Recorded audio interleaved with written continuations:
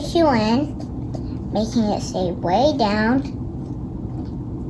up, down, up, down, up, down, up, down, up, down, up, down, up, down, up, down. So is the tissue getting wet or not wet? It doesn't look like the tissue's getting wet at all. Do you remember why? It's because it's in the cup. And what else is in the cup? A tissue's in the cup. And also air, right? And also air. And the water can't get through the air.